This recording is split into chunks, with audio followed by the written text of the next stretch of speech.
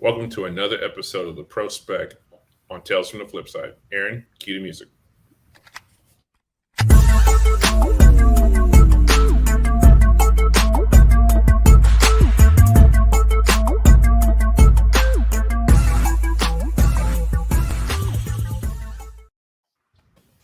Thank you all for being here today. Guys, introduce yourself, starting with Rob at the top. Rob's Comics here, hailing from Tales from the Flipside, Dirty Flipper. Mr. Longshore here. I'm happy to be back in the house. And I'm Aaron, Yeezy. You can catch me on IG or whatnot. Red Hood Comic, your friendly neighborhood comic presser. You can catch me at Whatnot on, I don't know, I'm going to try Friday. No, I'm not going to do it tomorrow.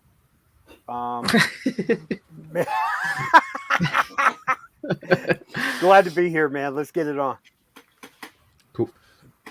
And of course, I'm Chris Colbert, aka the Profiteer, aka the Dirty Flipper, aka the Speculator Don Dada, aka Mr. Make My Marvel, aka the Count of Monte Flipsto, aka the MC of MC, aka He Who Remains, aka your speculator's favorite speculator, aka the Marvel Shill, aka Big Papa Pumpkin Dump. Just playing. The bear. Dude.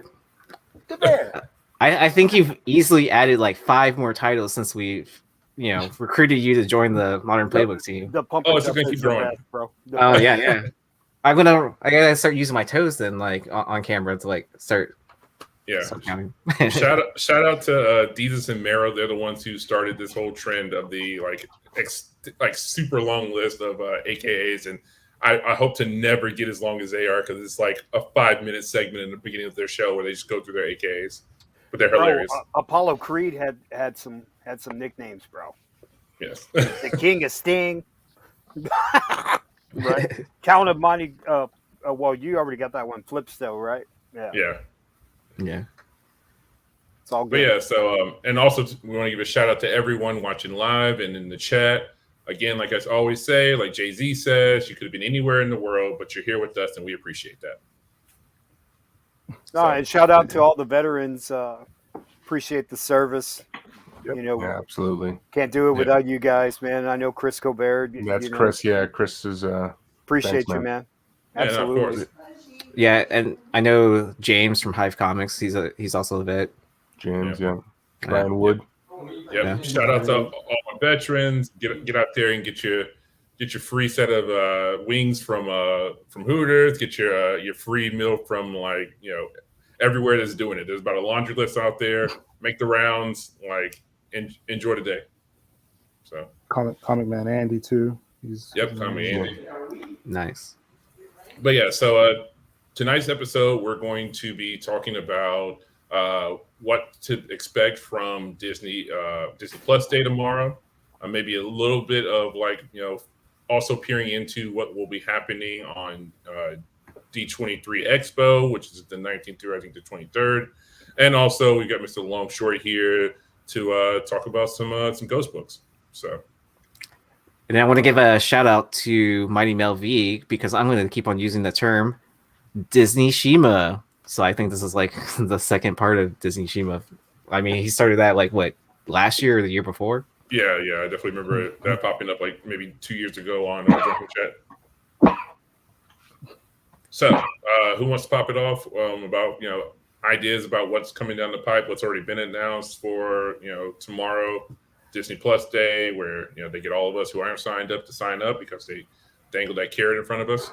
Yeah. Well, we know the Marvels is being pushed. I heard they're releasing a bunch of movies in the IMAX format for streaming. So we'll see. We'll see how that looks. Yeah, we're going to get a bunch of high definition releases. I want to say Shang-Chi will be available as of tomorrow.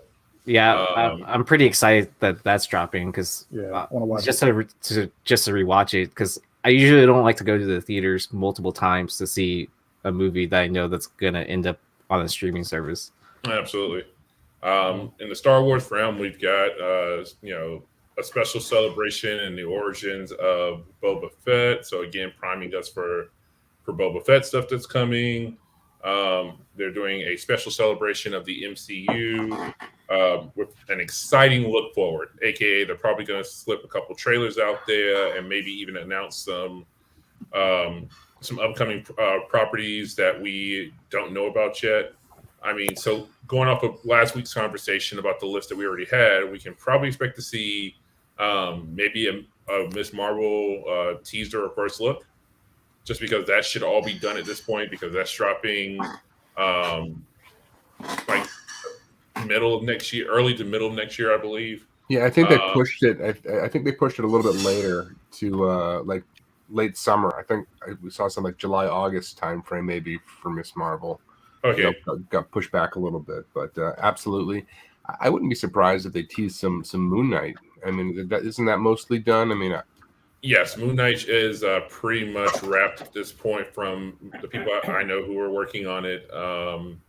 They are working on Guardian stuff right now, so we probably won't get anything worthwhile out of the 2023 slate at the moment, as far as films are concerned. But we'll probably see.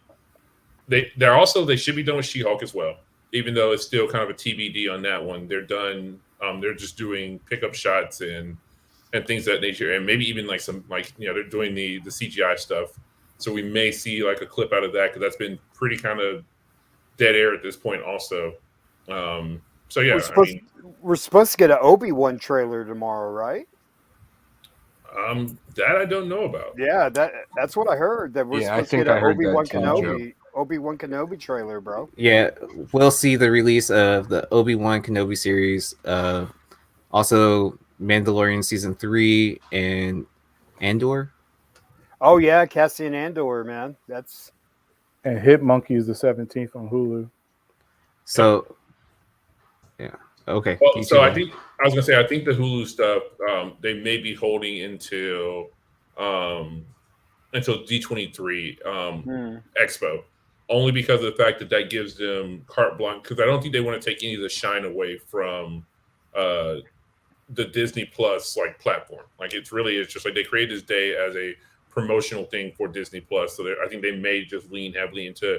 Again, I may be wrong, but I think they're going to lean heavily into just Disney Plus related content. So I mean, we're going to see things about like The Simpsons and all these other random movies and TV shows that we don't watch because they don't have anything to do with Marvel or Star Wars. I've got a speculation. Go for it. What if part of the negotiations with Sony was to get the Spider-Man onto Disney Plus? All the Spider-Man, that would be one hell of a drop. That would definitely be something cool and is possible. Honestly, it really is possible, because the only thing that Sony sort of kind of has as an outlet for streaming purposes is Stars. And so those are currently all on Stars at the moment. Like you can watch it, including all of the Tom Holland films as well are available on Stars at the moment. But yeah, that's really their only outlet. Yeah, so it makes sense, Chris, only because you got all the Spider-Man in the next movie, and to refresh the fans and maybe fans that did not see the Tobey Maguire and the Andrew Garfield, to get them pumped up. Yeah, to prime the pump, basically. No, I could definitely see them doing that. It would be smart. Yeah, I mean, and at some point they finally just got to let it just show their hand and be like, look, like these two other Spider-Men are in the movie. Like we all know it. We've all anybody who's been paying attention realizes what this movie's going to be. And they what if they leaked it on purpose? Disney. I mean, honestly, I wouldn't put it past Sony to leak some stuff on purpose. Like that's definitely more of a Sony tactic. Yeah, okay, you're right. Like a Warner Brothers tactic to intentionally leak something to create buzz around it. Yeah. Yeah, I would not be surprised if we got something along the lines of something tied into Amadeus Cho. I was just looking online all week, and his books are moving like crazy this week. Totally Awesome Hulk, Amazing Fantasy 15. Like I would not be surprised if we see something there, just given the volume that was moving of his stuff, that somebody knows something. But that's a pure guess. It just seemed like a lot of stuff is moving this week. What do you speculate? I don't know. I mean, there was a rumored list of projects and for Disney Plus, and Cho was listed as one of those that came out, probably over the summer or something like that. So either people are front running, the chance that happens, or maybe that people know something. But I wouldn't be surprised. And you could introduce the character in She-Hulk. No, absolutely. I really hope we get hear something about Dr. Afro. Like that's just anything. That would be That nice, book man. would 'Cause explode. people have been holding on to them books for a minute. Like, Yeah, and I just recently started reorganizing some of my long boxes, so they're in alphabetical order, and then also so that there's what is it by like publisher, and so like I found all my Star Wars books, and I was like kind of like, how many copies did I pick up of this? So yeah, I was having a very similar thought process and conversation earlier today, not Marvel related, but I was having a Millar World Reborn type of thought process earlier today when I was in the LCS, being like, yo, how many copies of this damn Reborn am I stuck? Have I been sitting on for like the last like 6 years? Like since that announcement came out of the acquisition of all the Millar properties on Netflix, and the most we've gotten out of that is Jupiter Ascending. So I'm like, yeah, something. Afra's got a better chance of seeing the light of day than many other characters do. So, definitely, hopefully it pays off for the people who invested early. and then what was the other thing? I'm definitely gonna save up like 5K to like to do that Star Wars thing that Phil was telling us backstage, just hanging out. Oh yeah, the full-on Star Wars experience thing. Like, Yeah, I mean, God bless Disney, man. They have found a way since I'm a '90s. Like I was born in the '80s, but I consider myself to truly be a '90s kid. And I remember like they put the gas pedal on for like getting people to spend absurd amounts of money for experiences at Disney in like the mid '90s. That's when it became like king, being like, you and your family of 4 can spend 25 G's to spend Christmas at Disney. It's like who the fuck's doing this? Like, excuse my language, like who the fuck is doing shit like that? Like, doing a full on Disney experience for like 20 grand to go down to Florida. Like, nah, dog. Like, I mean, more power to you if you want to live in Mos Katina, yeah. do you, man. I mean, I'm really not going to spend that much money on that. No, of course not. Yeah. I mean, I'd rather just reinvest all that money into like better books. Like honestly, so I mean, that's one thing Disney does is definitely give you the experience. Like my company sent me down to go and study their customer service and how they deliver that experience. And if you visit any employee on the park, they know where everything is. There's not, let me check an app, let me pull out a map, let me ask somebody, let me go find somebody. They legitimately know where they are, and they know how to get you where you want to go. And that is elite customer service. I mean, it's unprecedented. I can save your company money. Just send them to Starbucks. Well, I'm just joking. Oops. They don't tell you when they're opening it up at 6, when they've been opening it up at 5:30 for the last 2 years. It was actually Piss 5. me off. It was actually Piss me 5 off, because I man. had to be at work at 4:30. Well, my Starbucks decided to change the time. Oh yeah. Well, last year like changed a lot of things for people, but okay, we're getting off the topic. Yeah. And I want to say shout out to Tony Stank in the comments saying that I guess he and his family, or they and their family, spend 20 to 30K for a week at WDW every year. Man, God bless you. Like, I'm not even gonna hate. Like when I was a kid, I definitely wanted to have like that classic like Christmas, New Year's at Disney's experience. So I mean, hey, if you got it like that, more power to you, man. I need more spotchka. What's up, Jonathan? But yeah. So probably going to get some trailers, probably going to get some first look teasers type stuff. Again, it'll probably be very much different than what we got out of DC fandom because, Disney/Marvel is not necessarily keen on showing you like raw and unfinished stuff. Typically, like that's not like where they like to live per se. That is more of a DC thing, being like, we ain't got shit to show you, so here's some storyboards. Like here's a picture that'll hopefully hold you up for the next 2 years. I give. Yeah, Marvel give- definitely likes to they'll give you like maybe a steal of somebody in a costume at best, but they are not keen on letting stuff come out before they are ready to like put the gas on and promote it hardcore. I just give the effects of Disney's not going to sell us short on the trailer. They're pretty much going to give us that Mandalorian feel. When we first saw that trailer of Mandalorian, it was like, if this is the quality they're going to give us, I'm all for it. Those that didn't even know Star Wars was like, that looks great. I'm gonna watch that. Just on the visuals alone. I mean, let's be real about it. Like Mandalorian got people back into Star Wars again that who had fallen out. Like, I mean, and don't crucify me, people in the comments who are your hardcore fans who are like, we never left. I was like, yeah, y'all the hardcore fans. Like, it was some dark days post that second trilogy. Oh, I know, I left. Yeah, I was like, peace. People were not claiming Jar Jar in that whole second trilogy at all. It was not a good look. And Mandalorian brought people back to the fold again. Got your non-hardcore fans into it, and sitting there on bated breath every week, waiting for they couldn't quite pull it off with the third trilogy, but it is what it is. But they shit the bed on that one, man. Yeah. I think Mandalorian saved it after that third trilogy. To be honest, man. Yeah.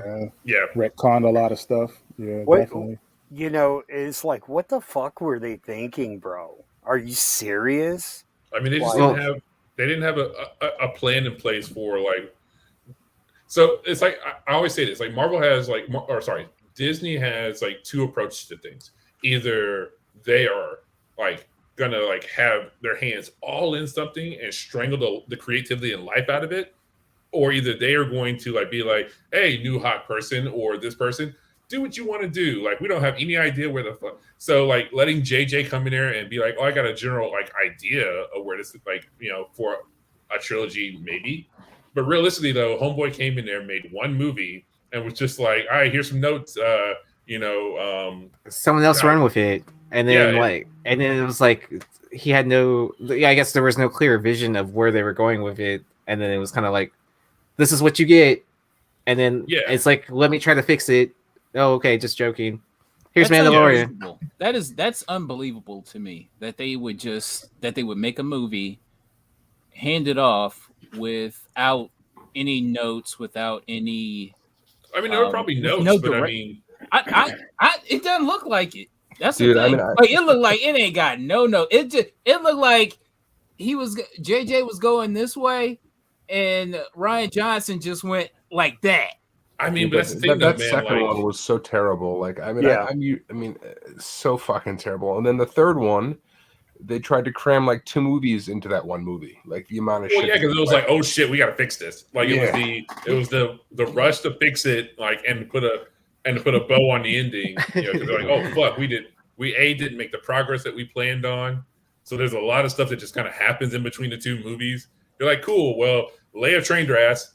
Apparently, it's like, wait, what? Like, what? That just, Leia trained her. It's cool. Also, Leia also knows, got trained by Luke. That happened off screen as well. It's like, y'all clearly did not have an idea where the fuck y'all were going with this. And y'all saw big name directors who have been successful in other properties. You're like, y'all could probably figure this shit out. She made money elsewhere. And that's not how Star Wars works, apparently. Well, would it also be like kind of the situation where I forget her name that's like taking over George Lucas's position to like kind of like Kathleen Kennedy? Yeah, Captain Kennedy, yep. Yeah, so would it be kind of sort of like that she didn't have quite the clear vision of what Lucas was trying to build for the universe, and then like 100%. Someone well, I think the biggest issue there is that like Candy is not a creative type. Like she is very good at being a corporate, like running a entertainment company, because that's her background. Like she came from like the ranks of like corporatized Hollywood, so she knows how to come in on time and under budget, and that's how you get promoted in the ranks that way. But she is not a creative type. Bro, I was gonna say, like, they made a great movie, Rogue One, off of a couple of paragraphs from an opening scroll. So like, if you can't fucking make a good movie, and you have a couple of years to plan it, dude, you suck, bro. Yeah, I mean- Kathleen. Hey, listen, Kathleen Kennedy. She was a coffee getter who everybody loved, and they was just like, "Come on aboard, bitch. I wouldn't go that far, man. Like she's been executive producing. Like Come on aboard, bitch." I won't diminish her that much. Like she's been putting up big money since '84. Like she's been an executive producer putting up big money to get some of your favorite movies made since the '80s. Like she put the money up or part of the money up for Gremlins, Back to the Future, The Goonies, Gremlins 2, fucking Cape Fear, like Schindler's List. Like she has been executive producer on some of your like favorite movies. So like let's not. She likes to, people like to like shit on her so bad, but like if she hadn't have been the bankroll for a lot of these movies, they wouldn't have got made. Yeah, So- She like a preacher. She like a preacher. She a money getter. Bro, like She a good fundraiser. Come on, bitch. Make this money. Come on, bitch. I mean, but I will say that like Ryan, go ahead, sorry. no, I was gonna say, did Ryan Johnson direct Game of Thrones? Because like somebody fucked that up too, and it was like the same person. It felt like this has become a thing where like a director goes in there and says, you know what, I'm taking this shit completely opposite of what I see on social media. Like the fans want me to go here, I'm doing it different. But I mean, It's like, again, fuck that's the you, issue man. with having a person who is completely running the show, who is a money and like a Hollywood corporate side person. Like she is not a creative. Like the reason why the MCU works as well as it does is because Kevin Feige, at the end of the day, is a fan of the comics and of the Marvel universe. Like he and many of the other people who were like fans. I mean, like even if you go back to like Donner and say what you will about Jeff Johns or whatever, like those guys, cared about the source material. Like Donner wrote Superman stories for DC at one point. Like these individuals cared about the source material, and yeah, they're not the ones like they're not dictating down to the line of what these writers and creators should be saying in their scripts, but they like, okay, that don't make sense for this character or this direction that we're trying to go in, because I generally at my core understand this character. I read their comics, I understand who this character is. And unfortunately, Kathleen Kennedy is not that person. Like I don't think she is truly a Star Wars fan. Again, I don't know the woman from Adam or Eve, but I don't think that she at her core is a fan of Star Wars. And so that is the issue, is that you have somebody who is in an upper office being like, go make a Star Wars movie. I need it by this time, and here's your budget. Like you need to come in on time and under budget. And otherwise, go do what you do, creative person, because that's not my milieu. Sometimes that's great. Sometimes that can not work out so well. I mean, case in point, say what you will about the Eternals. They allowed Chloe Zhao to do her vision. She is a creative. And maybe she didn't stick the landing as well, but like, hey, they still like, they were in the business of letting creatives be creatives. All right. Before we move on to our next topic, let's go ahead and any final predictions that that we're hoping to see, and then also a reminder of what we said last week to Chris. Yeah, the Gal Gadot and Patty Jenkins. She's playing the evil queen in the live-action Disney movie too. So I think that's going to be that's the segue getting her into the MCU maybe. Ooh. I don't know who she want to play, but she's on the Disney payroll now, so who knows? she could play with me. You might have to fight Nico for her. But that's the last thing I heard. Yeah, and I remember hearing about that. Like, yeah, what was that like early this week / last week that came out? Yeah. Patty Jenkins. Hopefully she don't bring that Wonder Woman 2 mentality. Oh man, God, that was horrible, bro. That was Bigger Ryan budget. Johnson's sister that directed that shit, man. All right. And I guess make sure to comment on last week's video to get entered into our bet from the last episode. Oh Yep. yeah, that's right. Yeah. Yep, I'm putting up a Invincible Iron Man 1, the Riri Williams beginning of her solo series, to that contingent upon them not saying a word about Howard the Duck tomorrow at at Disney Plus Day. If they don't mention Howard the Duck being greenlit in any form or fashion, whether it be a Hulu series or something on whatever, then I will let that book roll. Yep. So make sure to leave a comment from last week's video. All right. And I will do this. All right. Thanks for joining us. We're just going live, right? Right. Yeah. We're just doing this live. All right. We're gonna hop into some ghost books here. Quick disclaimer before we get going here, right? This list is not meant for you to go around and buy these books. These books don't necessarily have to be big money books. These are just books that are tough to find out there. There's a handful of us in this hobby who just like chasing down scarcity, and that's what this list is really made up of. Some cool books that are really tough to find. And when you do videos like this, it may shake some of them out, right? I mean, it may be tough to find right now, but once sort of people become aware of them, maybe more surface. But the books that we're going to talk about tonight are pretty damn hard to come by, and we'll just have some fun with it. So why don't we jump right into it? All right, books you can't buy anymore. All right, so this book, this is actually Nico's pick. So this is a Raza 1 in 25, Exiles number 9.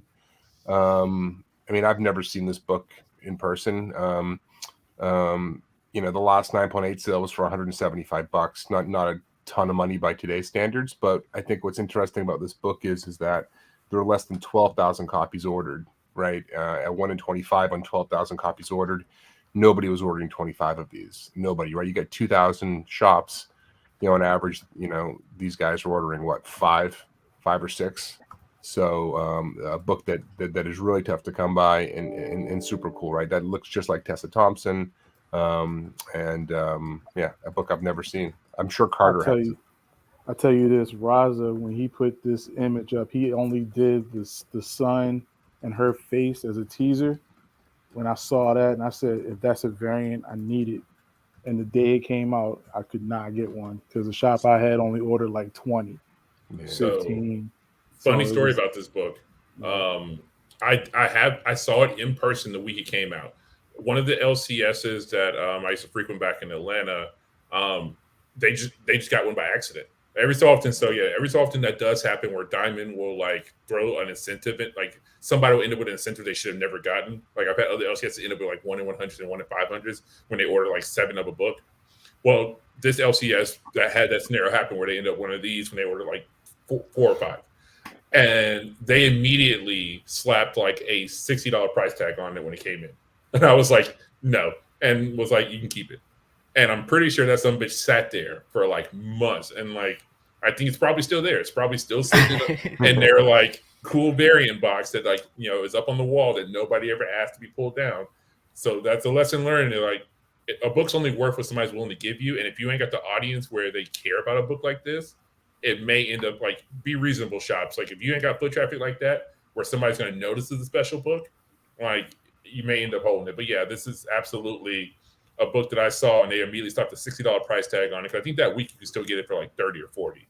And I was this has got to be sitting out there, some places like nobody really talks about it, not on the radar of a lot of people, but it's floating around out there somewhere.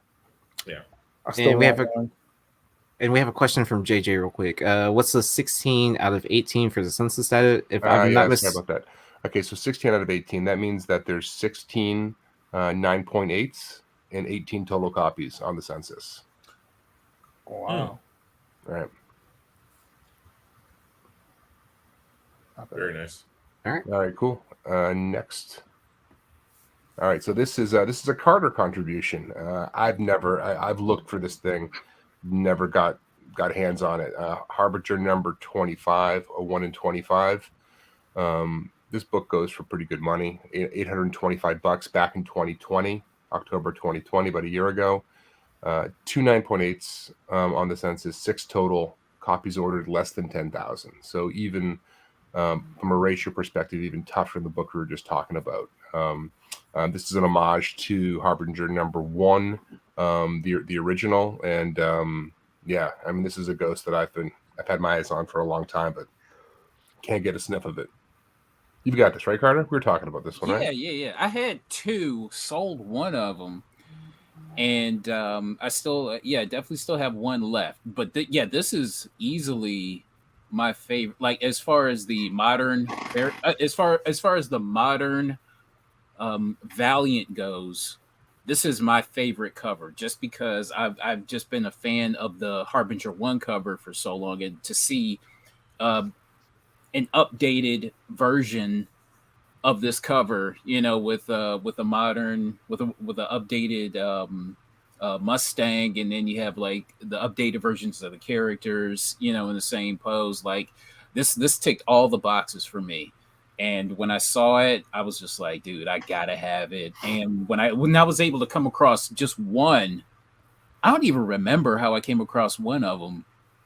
And then I remember getting another one, and I'm like, oh crap, I'm blessed. But this is a favorite of mine. I love this cover so much. Yeah, it's badass, man. Absolutely badass. All right, next on the list.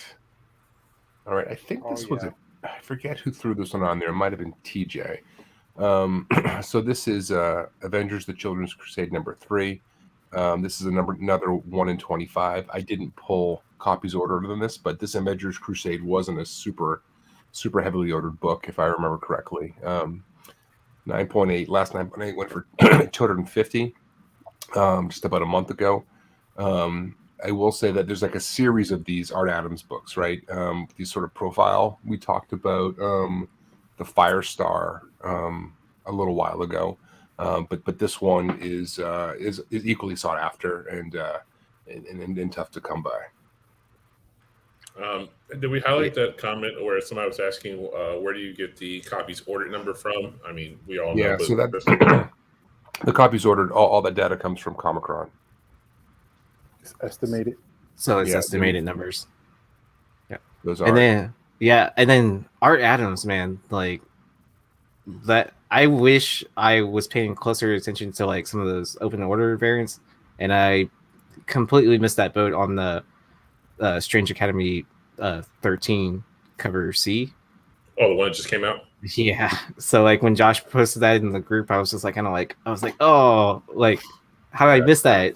Yeah, when I saw it, I was just like, man, that reminds me of the Avengers Children's Crusade #3. Yeah. I was like, even with the weird like starburst that was on the cover, I was just like, RT, you starting to copy yourself now. Yeah. I think I still have that. I think I still have this cover somewhere. It's hiding. So I could have swore I came across that book like the other day. Now, question: is it just me, or does she look a little pregnant here? Yeah, there's something a little off. Hey! Hit it from the back. Pat that pouch. I ain't saying nothing wrong with that, but it's just like, is there something about like the puffiness in her face and like like she looks a little like I'm about like 3 months out from giving birth to the twins. Like, yeah, that's some stuck on this book. Them titties big too. I was just gonna say I didn't know spines could bend that way, but okay. Right. Hey, bro, I'm out of this, bro. All right, so that's a sign to move on to the next book. Yeah, it's about to go off the rails very fast. All right, so this book is a legit go. So a little bit of story behind this. So this book was printed, but never actually sold through Diamond or any channels. So I've got a copy of this. Mel hooked me up with it. So this is just a cover A. The guys from Creature Entertainment were just handing this book out at cons here and there. So there's a handful of them floating around out there. For the longest time, Mel thought he had the only sort of other copies. But this is a book you're unlikely to ever come across. But it was printed and never actually sold. But the gun has some pretty cool covers. DeCall's done some good ones that we've talked about in the past. But when I came across this book, I was like, Mel, you ever seen this? And he's like, yeah, I've got the only copy. And I was like, come on. And so he hooked me up with it. But yeah, I mean, this is a book that you'll never find digging. I wouldn't guess. Does Creature Entertainment still make books? So they just had a new Kickstarter. They're trying to get get the engine going again. So they basically shut down right when this book came out, roughly, and they're trying to get going again. But So this was basically their swan song. They were just like, hell with it. yeah, I mean, I think it was like a partial print run or something. I don't know the whole story behind it, but they basically ended up with some copies, never got distributed, and they were just kind of handing them out. And they meant to get going again, and I just don't think they got the funding. But they've got a few interesting things out there that that they're kind of stewing around. So we'll see if they come back. And they've got one of Decal's best covers ever that was never printed for this book called Ravenous.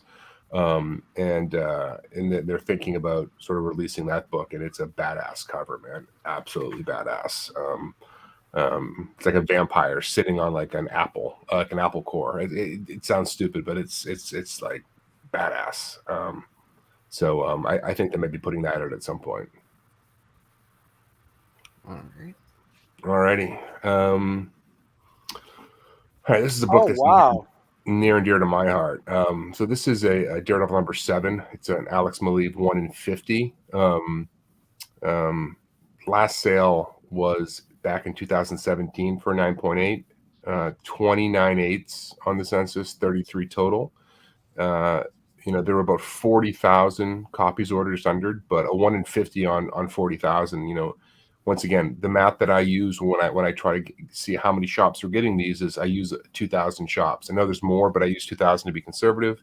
At 38,000, most shops weren't ordering 50 copies of this, right? Your diamonds may have the bigger guys, but by and large, most shops weren't getting anywhere near this book. I looked for this book forever, and I finally found it, but it's the only copy that I've ever seen. So, but a super cool homage to AF-15. Obviously, and when Maleev does Daredevil, I'm a buyer. So, just a super cool book that you never see. I don't think a lot of people know about it. Damn, I could. Now, this is the type of book I could have swore I've seen in the back issue bins, but just kind of passed it up. You absolutely may have, man. I mean, like I said, I don't think it's like on the radar of a lot of people. It's probably just sitting back, sitting in those bins somewhere. But I've never seen this book. Never seen it. He's carrying Bullseye. That's badass. Yeah. Yeah, and then still in New York also. Like, yeah, man, it's a cool one for sure. But really fun. And like I said, I've got a copy. I've got a long story about how I came across it. I'll save it for another time. But but a fun book. All right, let's keep it rolling. All right, so this was a submission by a viewer, Ray Brimberry. I hope I got your name right. But so he put this book out there. I looked into it a little bit. There's a couple of them out there, but not a ton. I mean, if you look at the math on it, this is a Tim Bradstreet 1 in 25 variant. Copies ordered about 17,000. So 1 in 25 and 17,000 is a pretty rare book. Last 9.8 we saw was for $130 back in 2019. 498s on the census, 4 total copies on the census. The last time I checked, there was a copy of this on eBay, I believe. There's 2. There's 2 on eBay. Okay. Yes. But a really cool book, one that I'd never seen before, and I appreciate the community bringing it to our attention. Yeah, it's a good pick. Yeah. Does anybody remember, like, right as either Black Knight was sort of announced for, like some sort of a movie, or maybe it was even rumored that the Black Knight was going to be, just an MCU character. Like, I knew this book had blown up, Yes, like significantly, and it was real tough to find. Yeah, Doctor Strange. It was one of the artifacts in the Sanctum Sanctorum. Mm-hmm. It was part of the I think it was a helmet or something like that. And that was like the Black Knight spec. Oh yeah. Well, there was also that one of the people swore up and down they saw a castle in the quantum realm. Yeah. So I thought that was the Kang reference with the Chronopolis. But who knows? it went both ways. Like there was like the Chronopolis Yeah. part, and then there was also people who swore up and down. And they saw like a weird like castle structure in the quantum realm as well, and they were like, "Oh, Black Knight confirmed." I was just like, "Okay, might be a little bit of breach there, guys." Yeah. All right, I finally figured out why Carter decided to show up to this panel. There's so many horse cover books, like. I like a good horsey ass. All right. What do we got next on here? I don't. Oh man, another creature book. Man, when we started talking about this book in the group, people went nuts for it. So, interesting story behind this book. So there's no copies on the census. There's no sales date on this book. When Creature decided to make this book, and this is obviously a tribute to the Misfits punk rock cover, their skull logo. They decided to make this book by hand because it was too expensive for them to print. So they were basically silk screening this onto the black cover, and it basically got to the point where it was such a pain in the ass. They just said, "Fuck it, we're done."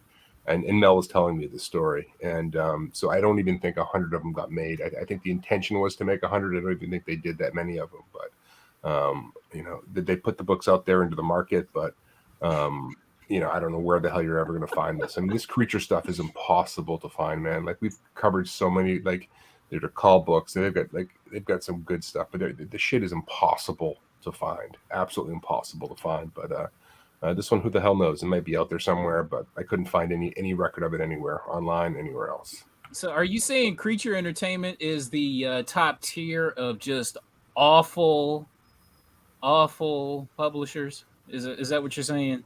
I don't know, man. Like I was kind of ignorant to them until I realized, like, I like to call, and he did a bunch of covers for them, and that's just kind of what opened the rabbit hole for me. And then this book actually, like, people know about this book, but you just can't put hands on it anyway. Yeah, no. If I say Boneyard Press takes that title, like they were completely just capitalizing off of the whole shock value for shock value's sake. Like there was no real like merit or worthwhile to eating the content they were putting out. They were just like, oh, like if Image is edgy, we need to be like edgelord edgy. Like, let's make stories about serial killers who, are the heroes. And it's just like, all right, guys, but is the story good? No. All right, cool. You're just trying to get on Sally Jesse Raphael to talk about your publishing company. Creature stuff actually hit pretty well. Like the books actually had like, some buzz. I just don't think they had the funding to keep it going after like 2 or 3 issues of a number of books that they put out. They just didn't have the funding for it. But the quality of like the product was pretty good. The gun hit pretty well. Tommy hit pretty well.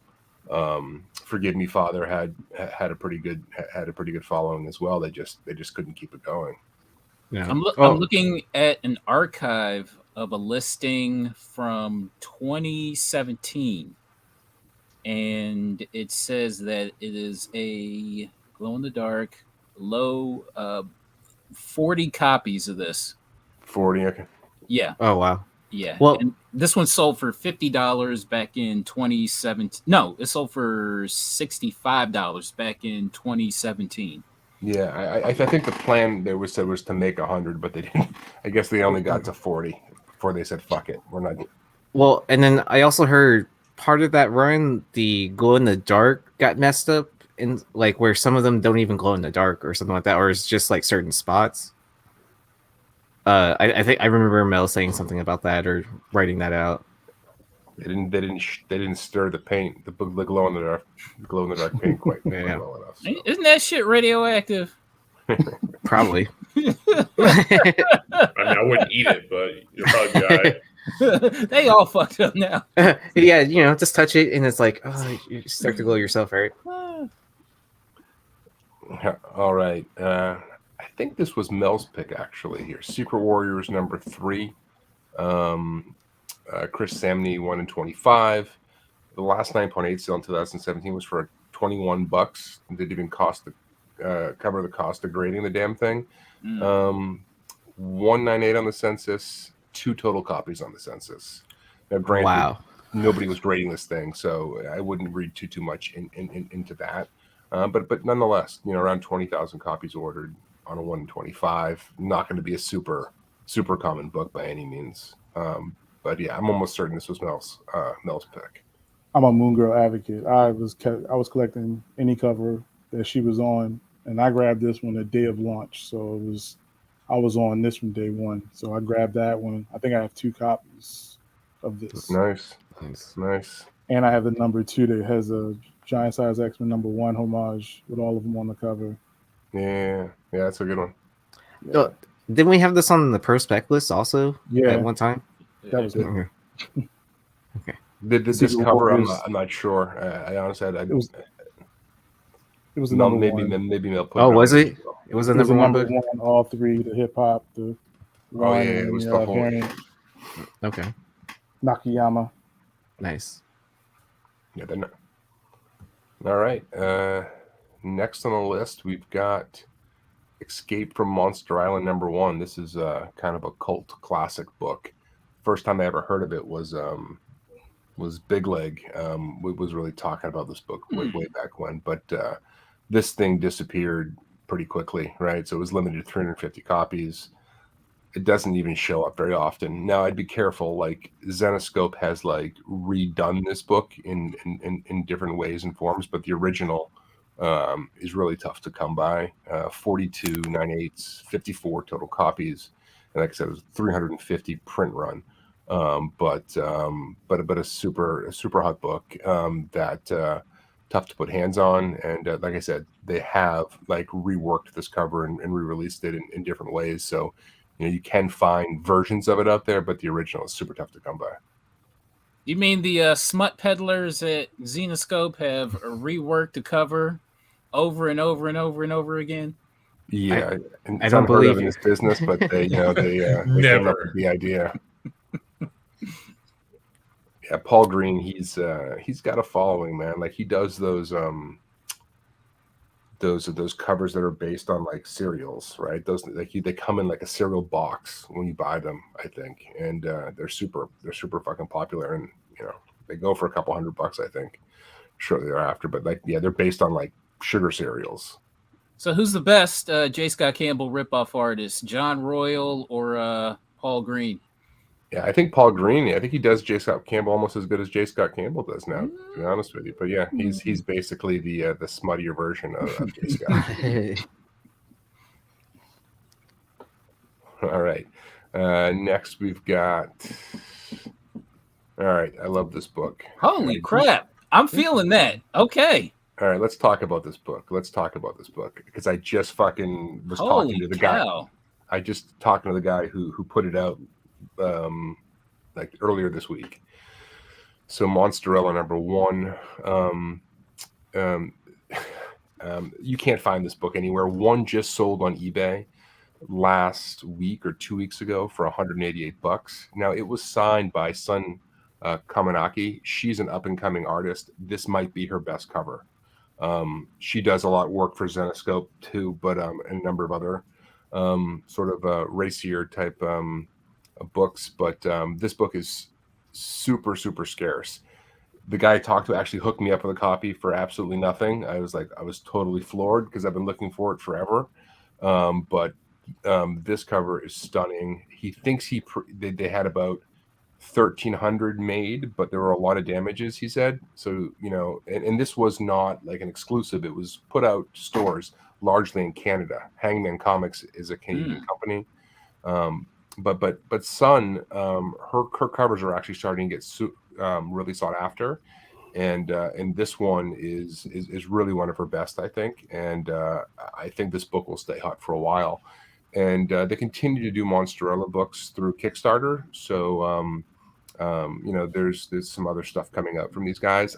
I don't ever expect this character to take off, but the artist certainly is. And as a result, this book may be in demand for people who like the artist, but a super cool looking book.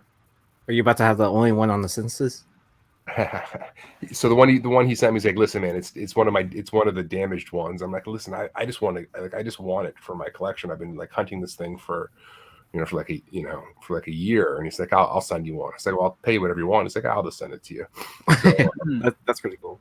super nice guy. He was just super flattered that I reached out. I mean, it's weird. Like, you know, people in this community, they like to be engaged. They like their work to be recognized. And he was super chill. But this is a cool book. And this is the kind of stuff like I like to chase. And I want to be clear to like anybody watching the show, like, don't run out and pay crazy money if you find this thing, because I'm not sure anybody else ever would. But you know, I don't know. I like to buy stuff like this. So, all right, what do we got? All right, so I can't really sort of pinpoint exactly how many of these books were made, but I know this is a tough one because I've looked for it before, and I happened to stumble across a copy not too long ago. So this is Josie the Pussycats #1. This is a 2016 NYCC exclusive. There was a 9.8 sale for 130 a little over a year ago. 8 copies on the census, 798. All graded copies are signature series, right? So which I find that to be interesting, because when that's the case, I desperately want one that's not signed, right? Because if you're basically at a con and the artist is there and they're signing every single one of them, it's actually rarer to have one that isn't signed, right? So that's just me. But all the graded copies were signed. I think there's a copy of this on eBay for like $150 or $175 or something like that, which is a lot of money. Yeah, you know, this could be the kind of book where they at a con they made 100 of them or something. Who's the artist? I'm just guessing at that number. I have no idea, but you don't see this book floating around out there very often. And once again, it's probably a book that most people wouldn't even give 2 shits about. It's probably a book you could see going through a dollar bin and not think twice about. But it is tough to come by. And it's a cool one. I think the art on this one is particularly well done. I didn't take notes on who the artist is. Shame on me, but It looked like Joel Jones. Yeah, I think it's right below her knee there. I can't. Yeah, I see. Yeah, I can't really make out the signature. Yeah. The line looks like Joel Jones. Yeah. You know what's funny? Like, if it is her, then that's right in line with what she did with Lady Killer for SDCC. I want to say, like, you know, prior to that, where all of her SDCC variants for Lady Killer 1 were signed by her. So you can't find an unsigned copy. So if it is Joelle Jones, and it's right in her wheelhouse to do something like that. Yeah, makes sense. Makes total sense. So my eyes keen on that. Well, I think it's a pretty cool cover with like the history of New York and, you know, punk rock and everything. Yeah. You know, everyone wearing the leather jackets, blah, blah, blah. And I don't know. And then especially looking at the text at the top, like it definitely has like the newspaper cutout, like what flyers would look like. And then I don't know. I'm also just really enjoying watching Riverdale on Netflix right now, too. Yeah. So good. It's so freaking good. Yeah. I'm right with you on that one, Aaron. Oh, that's right. It's Cameron Stewart. Yeah, thank you. Double O. Okay. All right. I blame Carter for this book. I can't sleep at night because of this fucking book. Bay City Jive #1. J. Scott Campbell. So what's interesting about this book, it was a 25% variant. So what the fuck does that mean? 25% variant means that 25% of all the copies were this one. So basically 1 out of every 4 was this cover. There's no fucking sales data on this thing anywhere.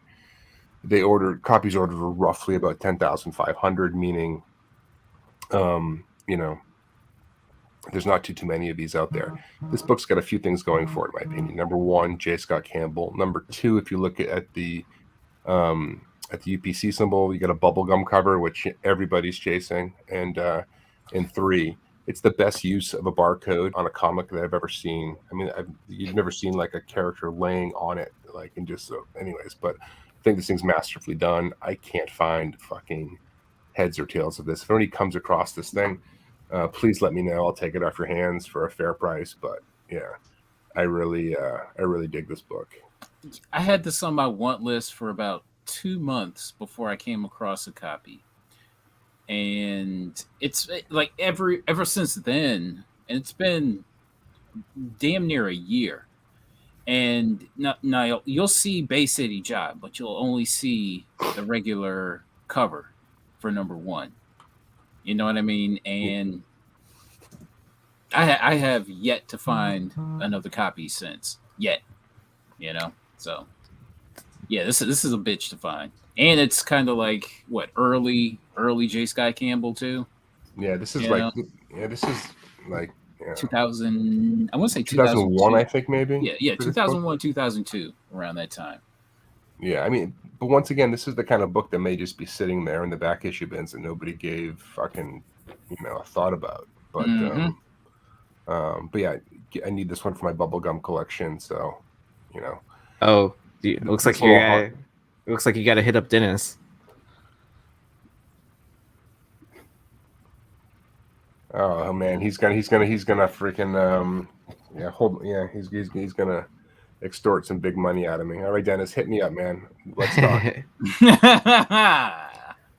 I was gonna ask, for the other Bay City Jive cover, is that also a J. Scott Campbell cover, No, or is it not. just this one? Yeah, Okay. just this one. Okay. All right. Cool stuff. Carter, was this you who put this one? Yeah, this was my pick. Yeah. All right. So this is a Mike Allred 1 in 25. Some of these Batman 66, we featured some of these on a prior episode, and there's some real tough books in this run. This is once again we're getting down to a ratio on a book that relatively limited orders. 6 total copies on the census, 5 and 9/8. Last 9/8 sale was back in 2017, and it's blew me away for almost $200, $179 back in 17. So, can't find this book out there anywhere. But Carter, you have this one? Oh yeah. I tell you what, the story on this, the week that it came out, like I was trying to secure a copy and I just couldn't. Like I was calling every store within the radius. The week that this came out, couldn't find it, and then I traveled and finally found a copy for ratio price, like maybe a couple years later. But again, this is that type of book I haven't been able to find another copy since. And to me, this is Mike Allred's, in my opinion, just my opinion, this is his best cover, and this is Batman pop art at its finest. Like this is the cover to anything related to Batman. Like this is iconic. Somebody hold up that sign. Yeah, man, it is super fucking cool. But I looked, yeah, obviously no whiff of this thing anywhere out there at all.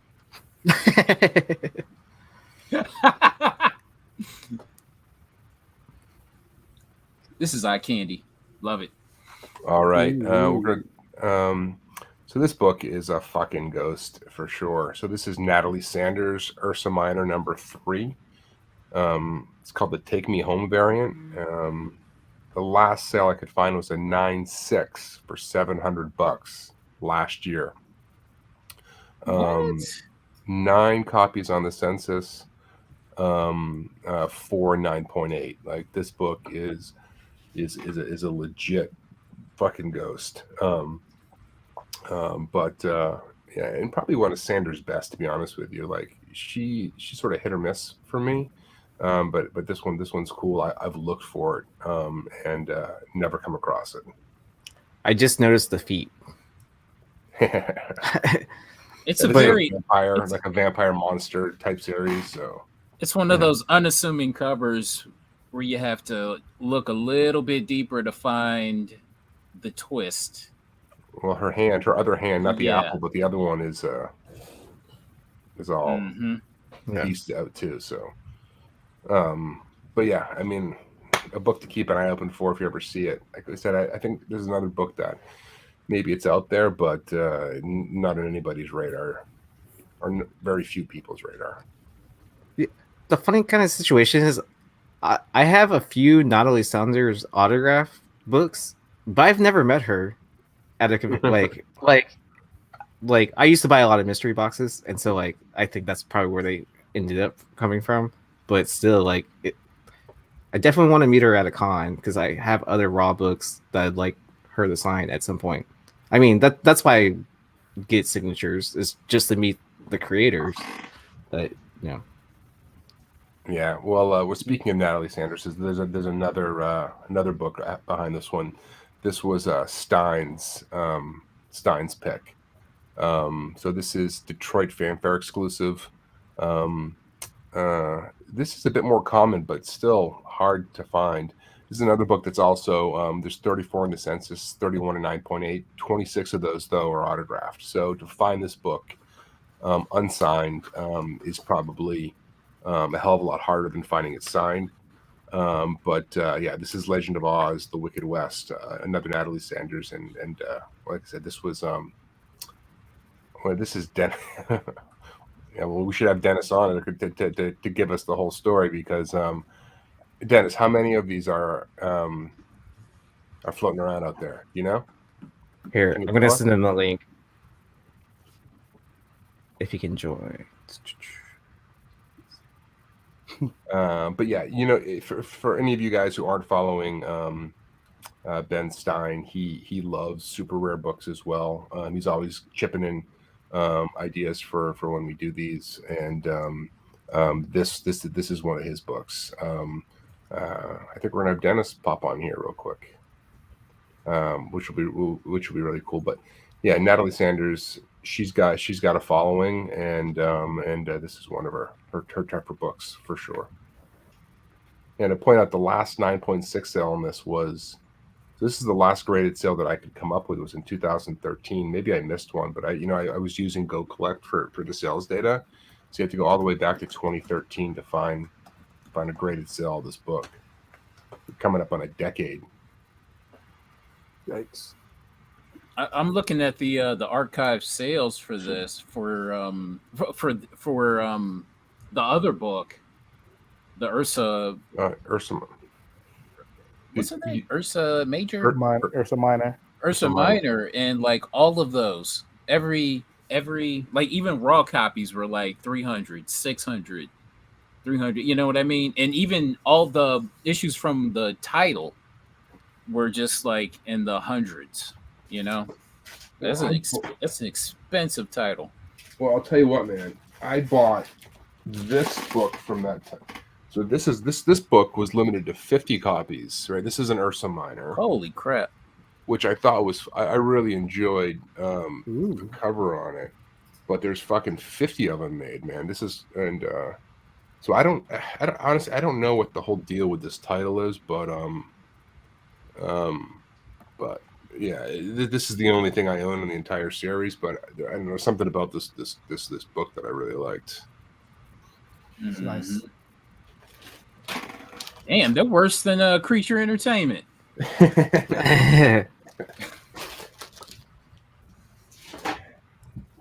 All right. You want to hop to the next one? We can come back to this one. We'll come back whenever Dennis gets back, so we can. Cool. All right. I want to start out of the gate saying there's no reason this book should be so fucking hard to find. Actually, Dennis is here. Let's hop back to the other one. We'll come back to Gwenpool. What's up, then? All right. Hey, what's up, guys? Hey, how's it going, Dennis? Hey, Dennis. Thanks for joining us. I'll give you the details on this one, and I don't know. I don't know why I'm hearing you guys really softly. So that's somewhere in my phone. I'm sorry. Okay, so I put on Detroit Fanfare. I can't remember what year this was. Do you know what year it was? 12? I don't know. I could. Okay, so I think we made 300 of these, and we gave these out to everybody who got a booth or was a volunteer or put on a panel.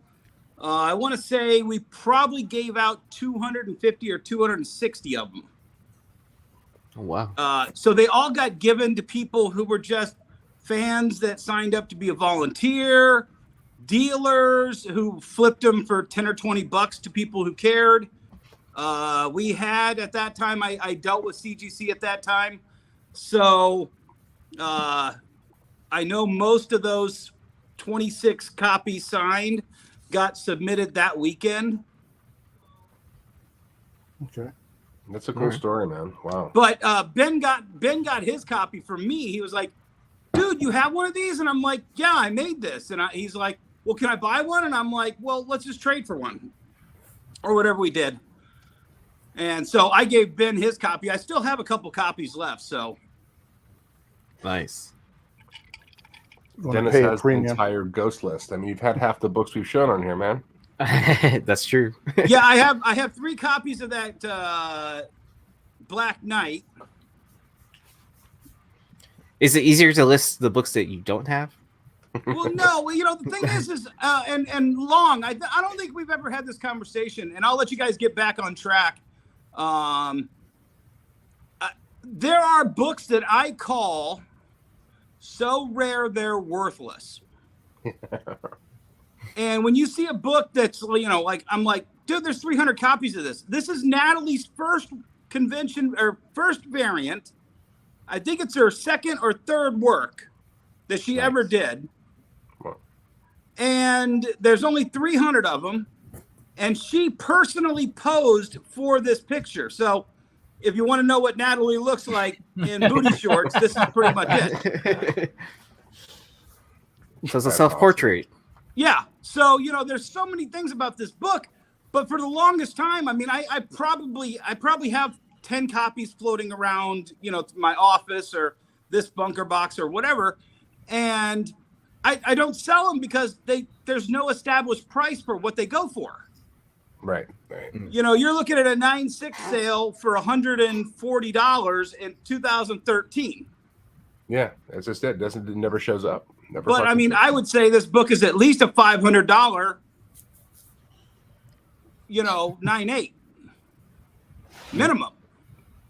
Yeah, I'd say easy. You have it unsigned though, right? Yeah. Okay. Ooh, I might have to hit you up for one then. Yeah. Right. Hey, I'm gonna jump out, and Aaron, I'll jump back in the studio under my laptop. Okay. I mean, I can barely hear any of you guys. Okay, yeah. Yeah, feel free to come back, and then I'll add you back on. All right, cool. I'll be quiet. Bye. All right, later. Good stuff. Good stuff there. All right. So this book, I just want to sort of, put a disclaimer on this thing up and down. There's no reason that this book should be so goddamn hard to find, seeing it's a store exclusive, right? They're supposed to order 3,000 of these. This book is so weird, man. Like, even like cover price, a lot of the databases don't acknowledge that this book exists. They just don't have it listed anywhere.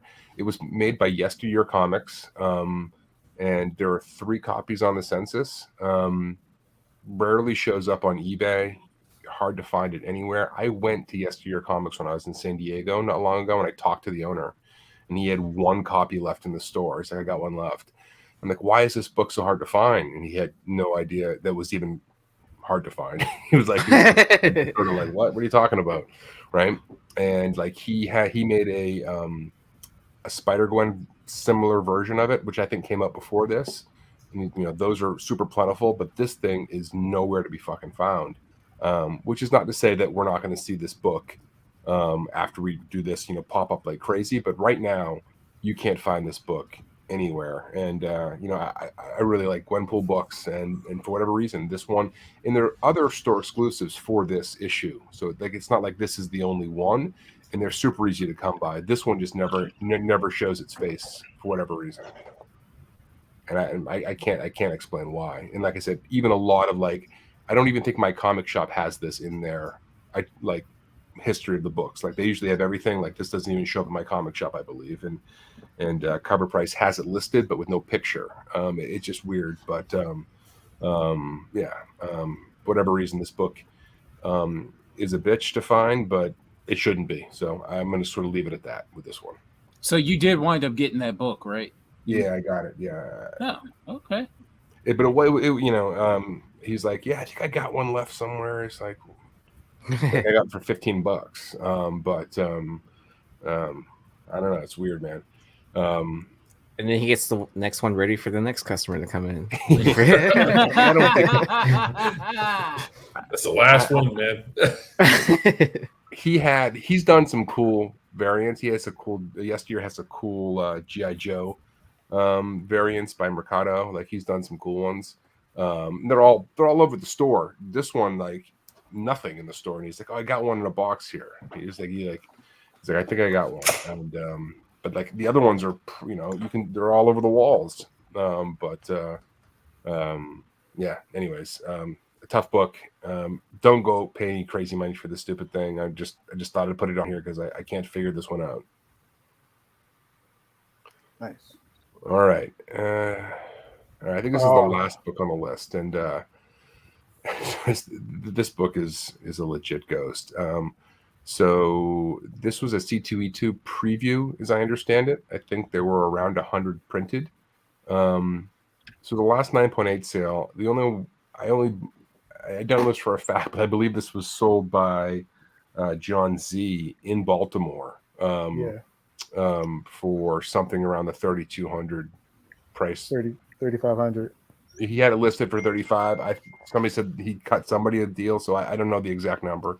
Should have checked with him first, but 31 copies on the census, 18 and 9.8. This book is awesome, man. I would love to have a copy of this. Joe was actually like live streaming from Baltimore, and I just caught a glimpse of it. I'm like, "Hey, Joe, can you go back there?" And I was like, "Holy shit!" Like it was on the wall, and but this, I don't know. This could be the kind of book that you also can stumble across out there. Like I said, I don't think it's on the radar for a lot of people. With 100 printed, good luck. It is. Yeah, I was like, I don't think you're gonna stumble across this bad boy. You won't. Like, well, did someone pick one up? What year was it a preview at? 2017. Okay. Well, I want to say I think Z had it listed at 4K throughout the entire weekend, and then he had 2 interested buyers on Sunday, like negotiating the final price to like whatever it's sold for, if I'm not mistaken. Yeah, and the guy bought it. He's local. He's local to here. He bought it. So at 9.8 was gone. Yeah, and it is a beautiful book. Yeah, because I think one was for a collector, and the other buyer was like he was connected with some organization. Is that correct, Rob? I don't remember the name. So Mahogany Books in DC. Okay, he's a curator of that the store. Yeah, I should point out real quick. There's also 2 9.9s on the census. So good luck to whoever got those books, man. It's a cardstock cover. You can't press it. So yeah, it has to be pristine out the break. I have one. You've got one? Nice. Yeah. Out of all the books, I think this is the only one I've ever seen, like in person or just looking around. On this list today, is that what you're saying, Aaron? I was at C2E2 2017, and I don't remember seeing one of these ever. They must have been, I don't know where their booth was, but they must have been buried in one of those Artist Alley aisles that I just, didn't go down. It was Dennis. The guy's name is Hebrew Brantley. He's the artist that did this, and he was selling them at his booth under the table. And he kind of he did a picture of it on Instagram, and people come by and ask for it. He was like, here. Oh, nice. It wasn't spread out on the table. It was like you had to know that he had it to say, hey, let me get one of those Black Boy flies. And here you go. Sounds like Terry Moore from like SDCC of like 3 years ago did a very similar thing where he was just like, I'm doing a random piece of artwork. Like he just like was bored because nobody was coming to his booth, and so he just drew an amazing piece of artwork. And it was just like, first person who walks over here, posted on his Twitter and his Instagram, first person to walk over here gets it. Funny enough, I was the first person who walked over, but I wasn't following him at the time. And I was just like, I won't take it only because I didn't follow the rules. I didn't know this was happening. He's like, are you here for the art? I was like, what are you talking about? He's like, first person over here gets this free piece of artwork. I was like, I want to take it so badly, but I honestly wasn't following you, so I don't feel right taking it. I damn sure follow him now, though. So this is one that I did not submit because I just wasn't thinking about it at the time. But this is one that I stumbled across here locally, like probably about a month ago. I think I had Joe press this, and it's probably on its way to CDC or either Sean's pressing it. So this is the THB Comics from Mars. It is a 07 SDCC variant that Paul Pope dropped. I can't find. I can find people talking about it, and it has a sister issue number 2 that came out at Baltimore that same year. But yeah, typically speaking, I can't find any traces really of this book. There are 2 copies graded on the so you get so there's the issue 2 Baltimore Comic-Con exclusive that came out right after. But both of these books were basically like just they printed them out. He just wanted to do a cool new issue of THB, and they were just so nobody really knows what the print. There's no trade dress. So I think Aaron, if you click on that last link that I dropped in there, is the trade dress is on the back of the book, sort of. It's kind of weird. Like I think Sequential Art has a. So the cover is that same image, just shrunken down, and that's on the back of the book. So. Oh, okay. Yeah. So THB Comics from Mars #1. But yeah, so it's just this one is a ghost that I stumbled across in the wild. So there's an LCS here that I frequent that just gets a lot of cool stuff that like a lot of indie books. I mean, Dark Horse. I could throw a stone and hit Dark Horse's offices, so we get a lot of random Dark Horse stuff in the area.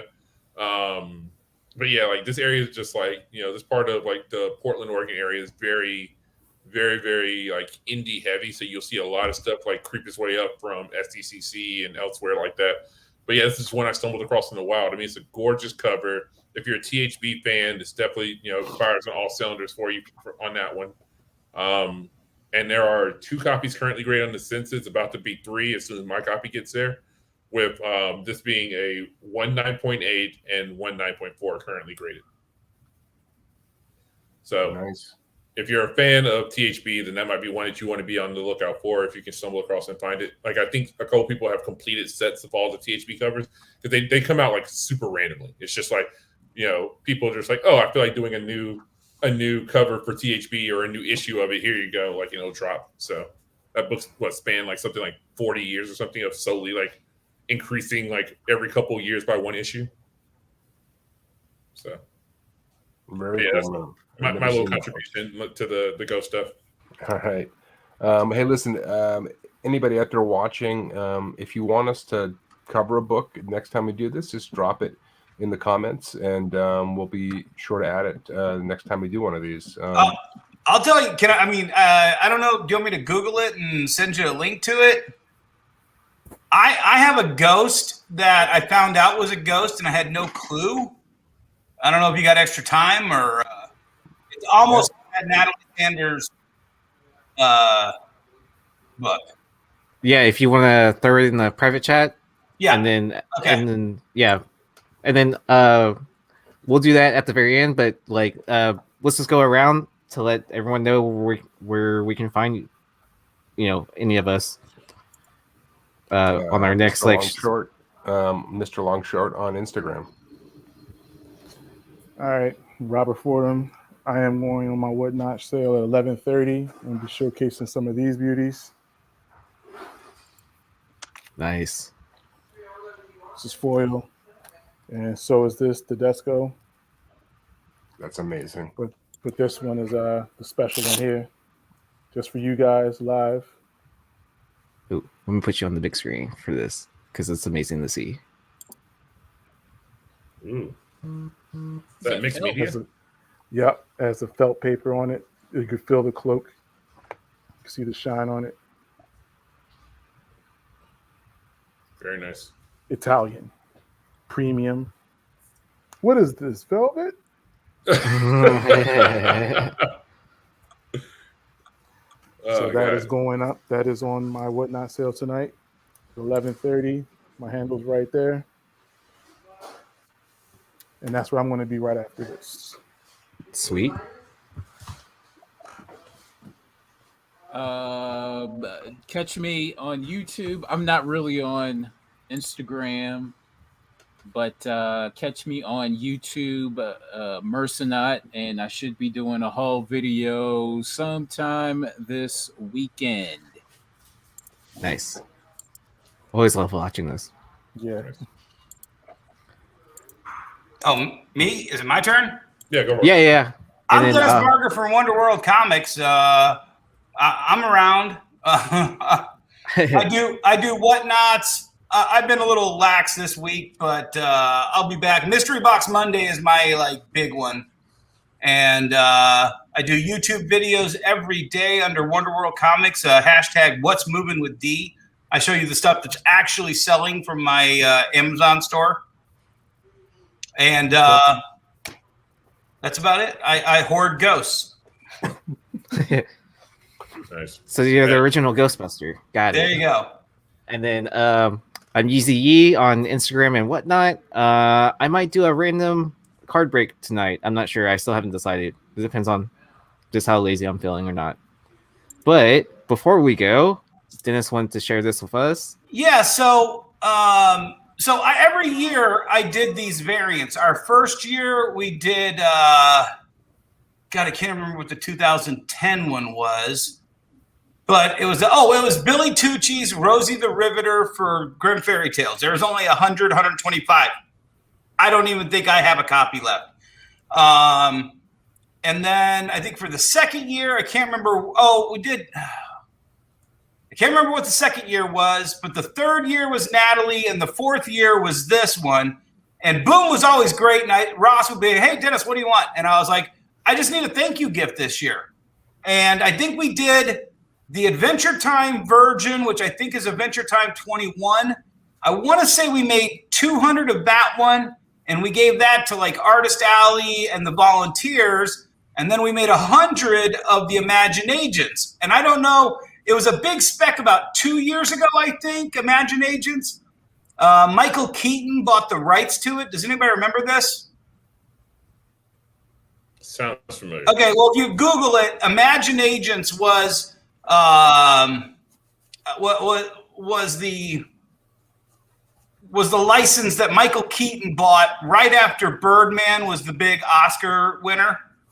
So it went supernova, and I had no idea. And then somebody called me up, and Bob had found one in a volunteer pack that we had found that we didn't give away, and he just put it on eBay for I think $10 start price. And then somebody was like, what is that? Is that really Imagine-Agents? How many were made? And I started looking it up oh, shit. Where did that come from? He's like, I just found one of these bags and started posting all the items in it. And we found out that book's worth $500. Wow. Yeah, and I think we had about 20 left that didn't go out because I think we only had 70 or 80 dealers that year. And that was one of the few ones that we had a few left of. Nice. So I'm not sure if the rights still continue to. So Michael Keaton apparently bought the rights to it, but Fox was supposed to produce the film back in 27, or was supposed to produce it back in 2017. Okay, so it's 4 years ago. Yeah, so it looks like they grabbed the director from what was that fucking Charlie Day Ice Cube movie? Oh yeah, Fist Fight. Oh, so they grabbed that director to direct, and this seems like probably one of those things that got caught up in the shuffle that was the acquisition of Fox, and so who knows where it lies at this point, or if it'll ever see the light of day.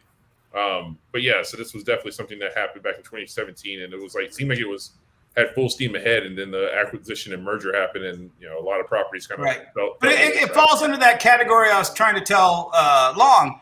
It's so rare, it's worthless. There's only 100 people in the world that have that book, but if somebody doesn't sell one for $400 or $500, then no one knows it's worth $500.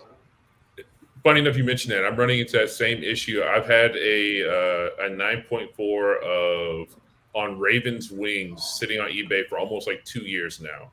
It's the second highest graded copy on the census, but there's only 5 or 6 of them on the census. It's Gerard's Way's first published work. Yeah. But the thing is, though, is that everybody who wants a copy got a copy, and so mine just sits there. and it's kind of funny. But Well, and I've got one of those that I have, which is it's literally I think I have the only one on eBay. Captain Marvel 14, the Amanda Connors variant. Well, she's on the fighter jet. Yeah, I have the only 9.8, and it's a CBCS, and I think I put it on there for like 12,000. But I mean, find me one. Yeah, that's true. Prove me wrong. That's literally first cameo Kamala Khan, and it's the 1 in 25 ghost that no one in the world has. But until somebody buys a 9.6 for 5,000 CGC or whatever, no one's going to pay me 12,000 for the only copy in existence on. People are jumping through hoops to get a third print Miss Marvel 2017 second print, for 7,000. And this book is literally probably 100 times rarer than that one. Yeah. Yeah. There's a foreign of that cover too, by the way. Yeah. Nice. But I think the foreign goes for like 500 to 1,000, doesn't it? In 9.8. Yeah, 250. It's hard to find a high grade, but I found an Italian. I saw it and I was like, it's pretty damaged because it's like the hollow foil kind. So I was like, nah. Yeah. But yeah. Well, I'll throw this up just in that same kind of vein of like, since we're talking about rare, ghosty books and things like that. So I bought this guy raw like earlier in the summer, and it finally came back from CGC. And yeah, I'm looking at the census right now. Like there are 38 copies, or 46 copies total on the census. But yeah, Sheena, Queen of the Jungle, #1. So. Yeah, but and that's the crazy. We really need to get. We need to get a mathematician on this to start making algorithms to break down the GPAs. No, I'm serious here. Yeah. If we see that there's a 50% increase in the 9.4 over the last year, and we see that there's a 75% increase in the 9.6, we should be able to extrapolate that there's at least a 25% increase in the 9.2 from, one year, if not be able to extrapolate it out when the only 9.2 sold 5 years ago. We should still be able to come up with an algorithm that calculates what those missing pieces are. Palveron, if you're watching, hit me up because I know you watch every so often and we work together. But it's all math. It's literally all math, and I do it. I'm a math nerd from my high school days. Well, I was top 5% in math in my state. So it's a coworker of mine who, through talking to him, he used to collect comics, and then he, when he got started up collecting again, he has spreadsheets where he has exactly that information where it's like, okay, my buy-in for this book is at this point. If it hits this grade, then it'll sell for this much. I'm waiting for it to increase by this percentage to sell it. And then here's like some other information of why it's going to and I'll tell you what. I'll tell you what, man. And I know Carter disagrees with me, but I think I forget one of you guys up there agrees with me on CBCS. Easy. I use both companies. I just sold $750 for the 9.8 trade dress Invincible. There's no CGC that compares with that. I just got $1,100 for the Virgin. There's no CGC that compares with that. They're all sitting in boxes. At some point, you got to start extrapolating all the data together. And the only way to do that is to break GPA down, add it to CBCS, and then do an algorithm to equate for both. Oh yeah, since both have published census now at this point. Yeah. And then it'd be interesting. And then also I know that what some of the Hive boys they have some Invincibles 9.8s coming back too from CGC. So it'd be interesting to see where it ends up or how much it ends up selling for. If you don't mind me asking, did you sell yours like through a private sale? No, right on eBay. You can go look it up right now. I had the trade dress listed at $999.99. I think somebody took a look at it. And I threw an offer of $800 at him. He followed up with a re-offer of $750, and I accepted. The second I accepted that, totally different guy. Like 4 or 5 hours later, he takes a look at the Virgin. I think I had it at $1,500. I'm not for sure. And he took a look at it. I said, "Hey, I just sold that one for $750. I'll go ahead and throw an offer of $1,250 on this one." All right. So I sent him an offer of $1,250, and then he countered at $1,150, and I was like, "That's one hell of a day. Sure, accept." Right. Exactly. And that, to me, that sets the bar, and that sets the bar for everybody. Hive's now got the bar, so jump over it, get more. I don't care, but I've set the bar, and I think that's what those should be worth. Yeah. I mean, I don't disagree. Especially considering how many people spent a lot of money to get 9.4s back. Right. I mean, yeah, because when all those raw copies were selling, they were selling for crazy amounts. But yeah, I'd like to end the show on that note. Make sure to like and subscribe to the channel. And yeah, we'll catch you on the flip side. Have a good night.